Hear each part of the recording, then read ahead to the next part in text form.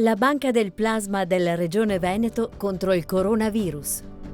La sanità della Regione del Veneto ha sperimentato e confermato che i pazienti che hanno avuto la malattia sviluppano anticorpi che sono in grado di inibire l'infezione causata dal coronavirus.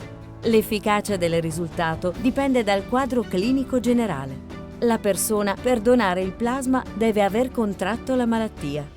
Se ha avuto solo il tampone positivo ma senza sintomi, oppure se ha avuto sintomi ma non è sicuro di avere avuto il coronavirus, non è idonea a donare il plasma.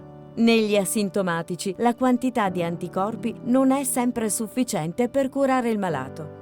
Le ULSS invieranno una lettera a chi ha contratto la malattia, invitandoli a recarsi al centro trasfusionale della propria città e aiutare concretamente la guarigione di altri pazienti.